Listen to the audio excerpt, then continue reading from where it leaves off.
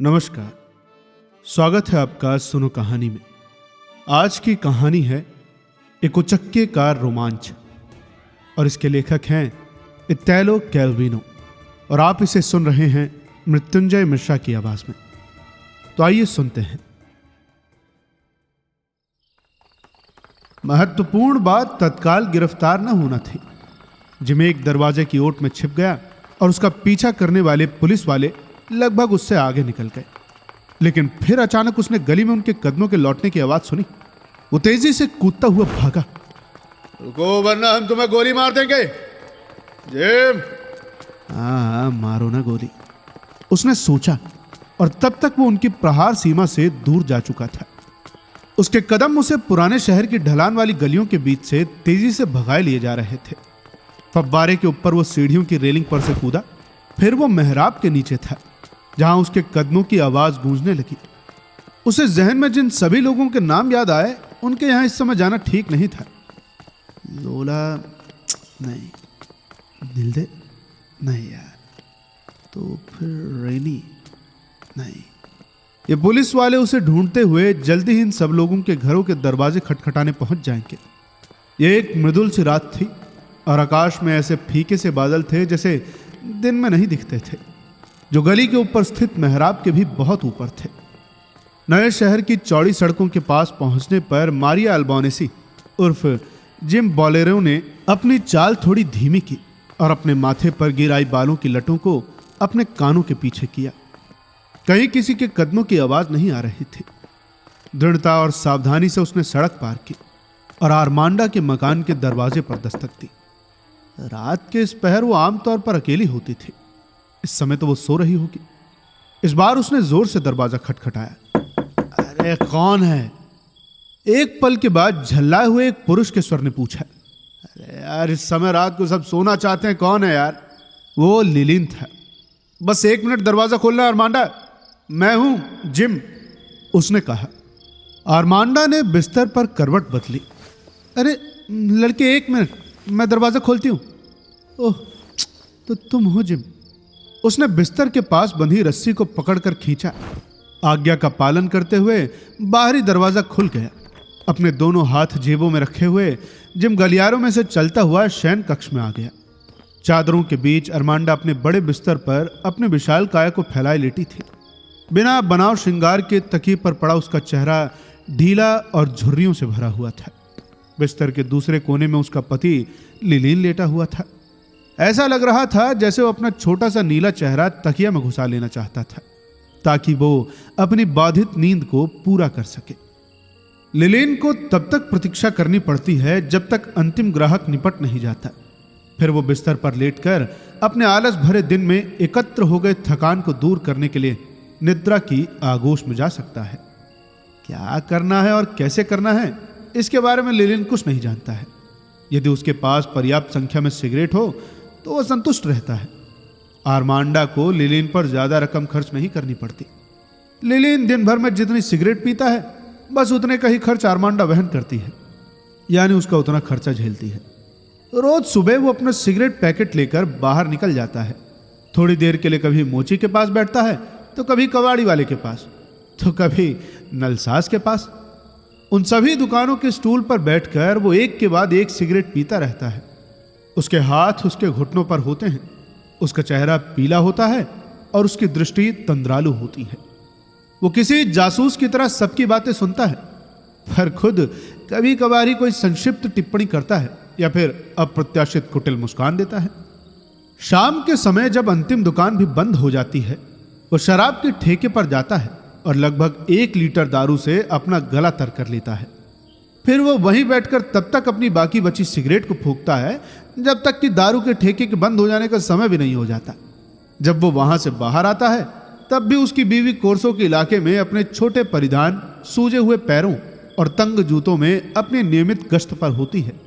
लिलीन गली के कोने के पास प्रकट होता है, एक धीमी सीटी बजाता है और अपनी पत्नी को यह बताने के लिए कुछ शब्द बुदबुदाता है कि अब देर हो गई है और घर का बिस्तर उसकी प्रतीक्षा कर रहा है। लेकिन वो अपने पति की ओर नहीं देखती। वो फुटपाथ पर ऐसे खड़ी है जैसे वो किसी मंच पर खड़ी हो। उसके उरोज तार वाली लचीली अंगिया में दबे हुए हैं ऐसा लगता है जैसे उसकी अधेड़ देह किसी छोटी उम्र की लड़की के कपड़ों में घुस गई है। वो अपने पर्स को अपने हाथों में अधीरता से झटक रही है। वो अपनी सैंडल की एड़ी से फुटपाथ पर दायरे बना रही है और अचानक वो गुनगुनाने लगती है। ऐसी अवस्था में वो अपने पति को मना करते हुए कहती है कि अभी भी वहां काफी चहल पहल है, इसीलिए उसे घर जाकर अरमांडा के आने की प्रतीक्षा करनी चाहिए।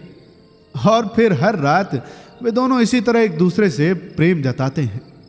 हाँ, तो कैसे आना हुआ जिम? अरमांडा की आंखों में हैरानी का भाव है। जिम को पहले ही छोटी मेज पर पड़ा सिगरेट पैकेट दिख गया है और उसने उसमें से एक सिगरेट लेकर जला ली है। वो मुझे आज की रात यहां बितानी है। ठीक है जिम, अच्छा बिस्तर पर आ जाओ। लिलीन प्यारे, तुम सोफे पर चले जाओ। उठो, जिम को बिस्तर पर आने दो। लिलीन पत्थर की तरह वहीं पड़ा रहता है। फिर शिकायत भरी आवाज में अस्पष्ट सा कुछ बुदबुदाते हुए वो किसी तरह उठता है, बिस्तर से उतरता है, अपना तकिया, कंबल और मेज पर रखा सिगरेट पैकेट उठाता है और चला जाता है। बढ़िया लिलीन प्यारे, चलो चलो चलो, शाबाश। वो झुका हुआ है और बहुत छोटा लग रहा है। इन सभी चीजों के भार तले दबा हुआ वो गलियारे में रखे सोफे की ओर चला जाता है। अपने कपड़े उतारते हुए जिम सिगरेट के कश लेता रहता है। वो अपनी पतलून को ध्यान से मोड़कर हैंगर पर टाल देता है। फिर वो अपनी जैकेट को भी बिस्तर के सिरहाने के पास रखी हुई कुर्सी पर व्यवस्थित रूप से रख देता है। इसके बाद वो एक और सिगरेट पैकेट, माचिस और एशट्रे दूसरी जगह से उठाकर अपनी पास वाली छोटी मेज पर ले आता है और खुद बिस्तर पर लेट जाता है। अरमांडा कमरे की बत्ती बुझाकर एक ठंडी सांस लेती है। लिलीन गलियारे में पड़े सोफे पर सो गया है। अरमांडा करवट बदलती है। जिम अपनी सिगरेट बुझा देता है और तभी दरवाजे पर दस्तक होती है। जिम का हाथ तुरंत जैकेट की जेब में रखे रिवॉल्वर पर चला जाता है। अपने दूसरे हाथ से उसने अरमांडा की कोहनी पकड़ी हुई है। वो फुसफुसाकर अरमांडा से सावधान रहने के लिए कहता है। अरमांडा की बाह मोटी और कोमल है और कुछ पल वे दोनों उसी अवस्था में रहते हैं। कौन है, जरा पूछो लिलीन, अरमांडा धीमी आवाज में कहती है।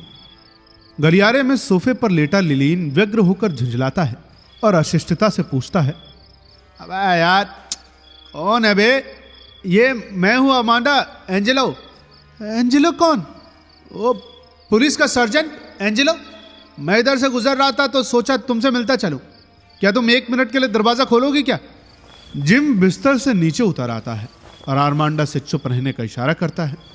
गुसलखाने का दरवाजा खोलकर अंदर झांकता है और फिर जिस कुर्सी पर उसके कपड़े पड़े हैं वो कुर्सी लेकर वो गुसलखाने में चला जाता है। मुझे किसी ने भी यहाँ आते हुए नहीं देखा है। ऐसा करो, जल्दी से उसे यहाँ से भगाओ। जिम मृदु आवाज में कहता है और गुसलखाने में जाकर दरवाजा भीतर से बंद कर लेता है। ठहरे लिलीन, आ जाओ, बिस्तर पर आ जाओ। चलो लिलीन। बिस्तर पर लेटे लेटे अरमांडा दोबारा कमरे की व्यवस्था सुनिश्चित करने लगती है। अरमांडा, तुम मुझे बाहर ही प्रतीक्षा करवा रही हो? दरवाजे के बाहर खड़ा पुलिस सर्जेंट बोलता है। लिलीन शांत भाव से सोफे पर से उठता है। अपना तकिया, कंबल, सिगरेट पैकेट, माचिस और एशट्रे उठाकर बिस्तर पर आ जाता है। बिस्तर पर लेटकर वो ओढ़ने वाली चादर से अपनी आंखें ढक लेता है। अरमांडा रस्सी पकड़कर खींचती है और बाहर का दरवाजा खुल जाता है। सार्जेंट सोड्डू भीतर आता है। वो पुलिस की वर्दी में नहीं है और उसके बूढ़े चेहरे पर अस्त व्यस्त का भाव है। उसका चेहरा मोटा और मूंछें सफेद है। सार्जेंट, आप देर रात तक काम पर हैं? अरमांडा कहती है। अरे वो मैं टहलने निकला था तो मैंने सोचा कि तुमसे मिलता चलूं। बताइए फिर क्या सेवा करूं? सोड्डू बिस्तर के सिरहाने के पास रुमाल से अपने माथे का पसीना पोंछ रहा था। कुछ नहीं, बस तुमसे मिलने चला है। और नया क्या चल रहा है? नया कैसा? अच्छा देखो, मैं सीधे बात पर आता हूं। संयोग से तुमने कहीं अल्बानेसी को देखा है क्या? जिम, अब उसने क्या किया है? कुछ नहीं, बस वही बच्चों वाली हरकतें। आप मुझसे कुछ पूछताछ करना चाहते थे। अच्छा, तुमने उसे देखा है क्या? 3 दिन पहले। अरे मेरा मतलब आज और अभी से। मैं तो पिछले 2 घंटे से सो रही थी सार्जेंट। आप मुझसे ये सब क्यों पूछ रहे? आप उसकी प्रेमिकाओं के पास जाइए ना, रोजी, नीलदे, लेला, इन्हीं सब वगैरह के पास। कोई फायदा नहीं। जब वो कुछ गड़बड़ करता है और मुसीबत में होता है ना, तब उनसे दूर रहता है। पर वो यहाँ भी तो नहीं आए। शायद अगली बार सार्जेंट? खैर आर्मांडा, मैं तो वैसे ही पूछ रहा था। जो भी हो, तुमसे मिलकर अच्छा लगा। अच्छा, शुभ रात्रि सार्जेंट। शुभ रात्रि। सोडू मुड़ा लेकिन दरवाजे की ओर नहीं गया। अच्छा, मैं सोच रहा था कि अब तो लगभग सुबह होने वाली है और मुझे अब गश्त भी नहीं लगानी, और फिर मैं अपने कमरे के बिस्तर पर वापस नहीं लौटना चाहता। अब जब मैं यहाँ आ ही गया हूँ तो क्यों ना आज यहीं रुक जाऊँ। तुम क्या कहती हो आर्मांडा? अब मेरे लिए थोड़ी जगह बनाओ ना। अच्छा चलिए, कोई नहीं, ठीक है। लिलिन सोफे पर चला जाएगा। लिलिन प्यारे, उठो जरा, सोफे पर चले जाओ। लिलिन बेचारा अपने लंबे हाथों से चीजें टटोलने लगा। उसने मेज से सिगरेट पैकेट लिया और बुनबुनाता हुआ किसी तरह उठा। बिस्तर से नीचे उतरकर उसने लगभग बिना अपनी आंखें खोले अपना तकिया, कंबल, माचिस वगैरह उठाया। चलो प्यारे लिलिन। वो हॉल में अपने पीछे कंबल घसीटता हुआ गलियारे में रखे सोफे की ओर चला गया और सोडू बिस्तर पर चादरों के भीतर घुस गया। उधर गुसल खाने में छिपा हुआ जिम गुसल खाने की खिड़की से आकाश को गहरे हरे रंग में बदलते हुए देख रहा था। मुश्किल यह थी कि वो अपना सिगरेट पैकेट शयन कक्ष की मेज पर ही छोड़ आया था और अब वो पुलिस सार्जेंट उसी कमरे के बिस्तर पर जा लेटा था, और इसके कारण जिम को सुबह होने तक बिना सिगरेट के वहीं छिपे रहना पड़ सकता था। कमोड वाले उस छोटे से गुसल खाने में जहां टेल्कम पाउडर के बहुत सारे डिब्बे पड़े थे, उसने चुपचाप दोबारा अपने कपड़े पहन लिए थे, कंघी से अपने बाल संवारे थे और वॉश बेसिन के आईने में अपने होलियों पर निगाह डाली थी। वहां ताक पर इत्र और आंखों की दवाई की शीशियों के साथ कई अन्य दवाइयां और कीटनाशक मौजूद थे। खिड़की से आती रोशनी में उसने कई शीशियों पर लिखे दवाइयों के नाम पढ़े। एक शीशी में से कुछ दवाइयां चुराकर जेब में रख ली और फिर गुसलखाने में चारों ओर देखना जारी रखा। वहां ढूंढने के लिए ज्यादा कुछ तो था नहीं। कुछ कपड़े टब में पड़े थे, कुछ खूंटी पर लटके हुए थे। उसने वॉश बेसिन के नल की जांच की। आवाज के साथ पानी बाहर आया। यदि सोडू ने सुन लिया तो? अरे भाड़ में जाए सोडू और जेल कब है। जिम ऊब महसूस कर रहा था। उसने कुछ इत्र अपने जैकेट पर छिड़का और बालों में ब्रिलियंटाइन लगाया। सच तो यह था कि यदि वे आज उसे गिरफ्तार नहीं कर पाए तो कल कर लेंगे, लेकिन वो उसे रंगे हाथों नहीं पकड़ पाए थे। इसलिए यदि सब ठीक रहा तो अंत में उसे छोड़ देंगे। उस आरामदायक कमरे में बिना सिगरेट के अगले 2-3 घंटे बिताना तो यातनादायक था। घबराने की क्या बात है, उसने सोचा। जाहिर है बिना किसी सबूत के उन्हें उसे जल्दी ही छोड़ देना पड़ेगा। उसने गुसलखाने में मौजूद एक अलमारी खोली। अलमारी खुलते समय पल्लों के चरमराने की आवाज आई। भाड़ में जाए अलमारी और सब कुछ। अलमारी में आर्मांडा के कपड़े लटके हुए थे। जिम ने अपना रिवॉल्वर निकालकर आर्मांडा के एक चमड़े की जैकेट की जेब में डाल दिया। बाद में आकर ले जाऊंगा रिवॉल्वर। वैसे भी आर्मांडा को अगले सर्दियों तक इस जैकेट की जरूरत तो पड़ेगी नहीं। उसने जब जैकेट की जेब से अपने हाथ बाहर निकाल लिए तो पाया कि उसके हाथ में नेप्थलीन की गोलियों का सफेद रंग लग गया था। वो हंसा। अब उसकी रिवॉल्वर को कीड़े नहीं खा पाएंगे।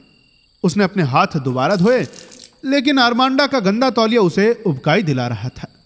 इसलिए उसने अपने गीले हाथ अलमारी में टंगे एक वस्त्र से पोंछ लिए। इधर बिस्तर पर लेटे हुए सोडू ने गुसलखाने से आती आवाजें सुनी थी। उसने आर्मांडा पर अपना एक हाथ रखते हुए पूछा, हाँ अंदर कौन है? आर्मांडा उसकी ओर मुड़ी और अपनी नरम बाह उसके गले के गिर्द डालते हुए बोली, कोई नहीं है, वहां कौन हो सकता है? सोडू खुद को आर्मांडा की पकड़ से छुड़ाना नहीं चाहता था, लेकिन उसे गुसलखाने में किसी के चलने फिरने की आवाजें दोबारा सुनाई थी। उसने फिर पूछा, अरे वहां क्या हो रहा है? कौन है वहां? तभी जिम गुसलखाने का दरवाजा खोलकर शयन कक्ष में आ गया। अरे यार चलो सार्जेंट, बेवकूफों जैसा व्यवहार मत करो, गिरफ्तार कर लो मुझे। सोडू ने अपना एक हाथ कुर्सी पर रखे जैकेट की जेब में डालकर रिवॉल्वर पकड़ लिया, लेकिन उसने खुद को आर्मांडा के आलिंगन से नहीं छुड़ाया। कौन हो तुम? जिम बेलेरो यार। खबरदार, अपने हाथ ऊपर करो।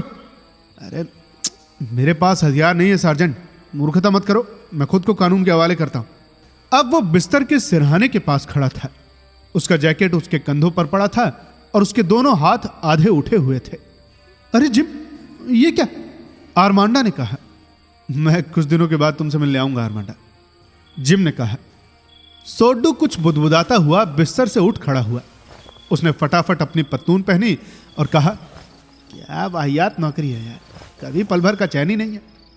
जिम ने वही मेज पर से एक सिगरेट उठाकर जला ली और सिगरेट पैकेट को अपनी जैकेट की जेब में डाल लिया। जिम, मुझे भी एक सिगरेट दो, आरमांडा बोली, और ये कहते हुए वो अपने ढीले उरोज उठाए हुए जिम की ओर झुकी। जिम ने आरमांडा के होठों के बीच एक सिगरेट फंसाई और जला दी। फिर उसने जैकेट पहनने में सोडो की मदद करते हुए कहा, अब चलते हैं सार्जेंट, आओ। अच्छा, फिर कभी आरमांडा, सोडो बोला। फिर मिलेंगे आरमांडा, सोडो ने दोबारा कहा। अच्छा विदा जिम, आरमांडा ने कहा, और वे दोनों बाहर की ओर चले गए। गलियारे में लिलीन टूटे हुए सोफे के किनारे पर लटका हुआ सो रहा था। वो हिला तक नहीं। अपने बड़े बिस्तर पर बैठी आरमांडा सिगरेट पी रही थी। उसने कमरे की बत्ती बुझा दी क्योंकि अब बाहर से एक धूसर रोशनी पहले से ही कमरे में आ रही थी। लिलीन, उसने पुकारा। चलो लिलीन, वापस बिस्तर पर आ जाओ। मेरे प्यारे लिलीन, आ जाओ। लिलीन भी पहले से ही अपना तकिया, एस्ट्रे वगैरह उठा रहा था। तो ये थी एक छोटी सी कहानी, एक उचक्के का रोमांच। इस प्रकार की कहानियां हम लोग पढ़ते नहीं हैं, लेकिन मैंने सोचा कि कुछ नया ट्राई करते हैं। उम्मीद है आप लोगों को पसंद आई हो। आपको ये कहानी कैसी लगी हमें कमेंट बॉक्स में जरूर बताएं। जल्द ही मिलते हैं आपसे अगली कहानी के साथ। तब तक के लिए सुनते रहिए सुनो कहानी की अन्य कहानियां और अपना ख्याल रखिए। धन्यवाद।